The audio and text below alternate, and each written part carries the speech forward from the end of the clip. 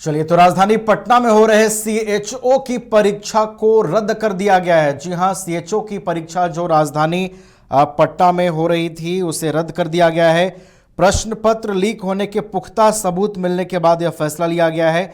EOU की जांच में यह खुलासा हुआ है कि माफियाओं ने अभ्यर्थियों के लिए बाकायदा गाइडलाइन जारी की थी। गाइडलाइन के मुताबिक पुलिस या कोई चेकिंग करने आने वाले पर प्रश्न पत्र 3 पर क्लिक करना था, जबकि उसके जाने के बाद क्वेश्चन नंबर 6 पर क्लिक कर देना था। तो बाकायदा जो पेपर माफिया हैं वो पूरी प्लानिंग में थे, पूरी तैयारी थी उनकी कि किस तरीके से जो है इस पूरे परीक्षा के दौरान फर्जीवाड़ा करना है और किस तरीके से पेपर लीक जो है उसको सीक्वेंस में उसके साथ काम करना है और किस तरीके से अभ्यर्थियों को दिशा निर्देश देना है। तो हालांकि इन तमाम चीज़ों पर संज्ञान लिया गया है और 4500 पदों पर जो बहाली होनी थी राज्य स्वास्थ्य समिति के कम्युनिटी हेल्थ ऑफिसर के पद पर, उस परीक्षा को रद्द कर दिया गया है। हमारे साथ पटना से हमारे सहयोगी चंदन भी जुड़ गए हैं और अधिक बातचीत उनसे करेंगे। चंदन, सीएचओ की परीक्षा देखिए रद्द हो गई है और इसमें बड़े पैमाने पर फर्जीवाड़ा भी पाया गया है। चंदन, वो प्रमुख कारण बताइए और वो प्रमुख सबूत बताइए जिसके आधार पर इस परीक्षा को अब रद्द करने का फैसला लिया गया है। जी देखिए, बिल्कुल नवीन, चूंकि ये एग्ज़ाम जो है 1 दिसंबर और 2 दिसंबर को होना था, लेकिन 1 दिसंबर को ही जब एग्ज़ाम हुआ था, पहली पाली की जो एग्ज़ाम है, चूंकि बात कर लिया जाए बिहार में तो 12 जो है पटना में जो है 12 केंद्र इसके लिए बनाए गए थे और 12 केंद्रों पर जब पहली पाली की परीक्षा हो रही थी तो जब टीम पहुंची थी, जांच टीम, तो वहां पर उन्होंने देखा कि कहीं ना कहीं सर्वर के साथ जो है वो छेड़छाड़ चल रही थी और उन्हें कई ऐसे साक्ष्य वहां पर मिले, जिसके बाद वो एग्जाम को जो है रद्द कर दिया गया और आनन फानन में जो है आर्थिक अपराध इकाई में जो है ये केस जो है 2 दिसंबर को दर्ज किया गया। उसके बाद इस मामले में 36 लोगों को जो है हिरासत में लिया गया, उनसे पूछताछ की गई, जिसमें 4 महिलाएं थी और बाकी पुरुष थे। उन लोगों से पूछताछ की गई, उसके बाद उनकी जो है कहीं ना कहीं भूमिका जो है वो सम्मिलित पाया गया और आर्थिक अपराध इकाई ने उन्हें न्यायालय में सुपुर्द किया और उन्हें जेल भेज दिया गया। और जिसमें एक जो है रवि भूषण भी है और रवि भूषण जो है सभी सेंटर जो है उस पर सर्वर इंचार्ज का जो है उन्हीं का आदमी जो है वो था, उस तैनात था। और जो जितने भी अभ्यर्थी थे, चूंकि 25,000 अभ्यर्थी जो है इसके लिए फॉर्म भरे थे इस एग्जाम के लिए और हर एक अभ्यर्थी से जो है वो डील की गई थी। 4 से 5 लाख रुपया जो सूत्र हैं वो बता रहे हैं कि 4 से 5 लाख रुपया की डील हुई थी एग्जाम की।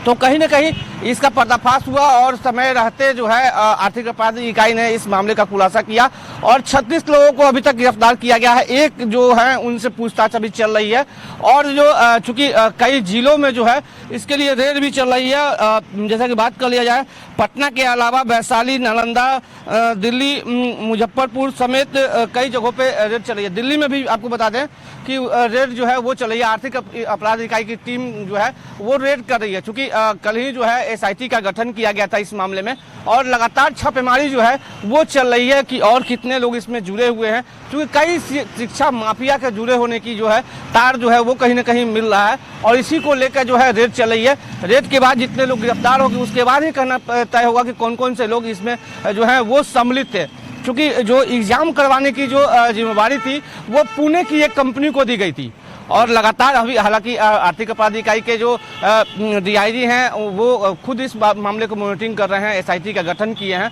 तो जब और गिरफ्तारी होगी उसके बाद ही कुछ कर पाना जो है वो संभव होगा। जी चंदन, देखिए बड़े पैमाने पर कार्रवाई भी हो रही है। आर्थिक अपराध इकाई की जो टीम है वो बड़े पैमाने पर इस पूरे मामले में जांच भी कर रही है। चंदन, देखिए एक और चीज है, आपने उस डील का जिक्र किया जो अभ्यर्थियों और पेपर माफियाओं के बीच हुई थी, लेकिन डील से इतर चंदन एक और चीज है। देखिए बकायदा जो पेपर माफिया हैं वो शिक्षा तंत्र को जो मजाक बना रहे हैं, उन्होंने बकायदा एक गाइडलाइन भी जारी किया था उन अभ्यर्थियों के लिए जिनकी सेटिंग हुई थी कि इतने वक्त में पहुंचना है और ऐसे ऐसे पेपर को सॉल्व करना है। वो गाइडलाइन में प्रमुख चीजें क्या थी चंदन?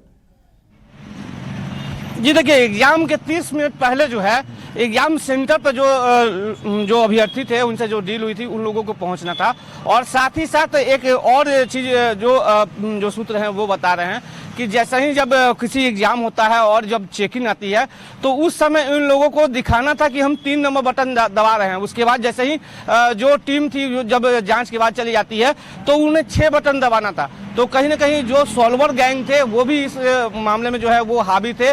और जैसा कि मैंने बताया कि रवि भूषण जो हैं उनके सर्वर के जो है 12 जो लोग थे वो तमाम 12 केंद्र पे जो है वो सर्वर इंचार्ज का काम करते थे। रवि भूषण की गिरफ्तारी हो गई है, उनसे पूछताछ भी की जा रही है और उसके बाद वो कह पाना संभव होगा कि इसमें और कौन कौन से शिक्षा माफिया जो है वो जुड़े हुए हैं। चूंकि सबसे बड़ा सवाल नवीन एक ये भी होता है कि आखिर जब इतने बड़े एग्जाम होना था सीएचओ का तो आखिर इन सब का डाटा जो है शिक्षा माफिया के पास कैसे पहुंच गया और ये लोग समय रहते कैसे डील कर लिए 4 से 5 लाख की, जैसे कि बताया जा रहा है कि डील हुई थी कि 4 से 5 लाख रुपया पर कंटेनेट जो है इन्हें दिया गया था।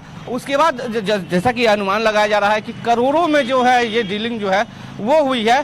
फिलहाल आर्थिक अपराधिकारी जो है पूरे मामले की छानबीन में जुट गई है और एसआईटी जो है छापेमारी कर रही है। जी चलिए, तो बड़े पैमाने पर कार्रवाई चल रही है और जैसा कि आपने बताया चंदन की करोड़ों रुपए की डील हुई है इस पूरे प्रकरण में। जैसे जैसे जांच आगे बढ़ेगा चंदन और भी चीजें सामने आएंगी। फिलहाल बहुत बहुत आपका धन्यवाद हमारे साथ जुड़ने के लिए, तमाम जानकारियों के लिए। जानवी सिरामिक्स से करें टाइल्स, ग्रेनाइट, सैनिटरी वेयर की 50,000 से अधिक की खरीदारी और पाए 5 खास कूपन के जरिए जीएसटी काटकर 4 साल के अंदर पूरी राशि वापस। जानवी सिरामिक, हुर मोड़, डाल्टनगंज, शाहपुर रोड, गढ़वा, झारखंड। शर्तें लागू।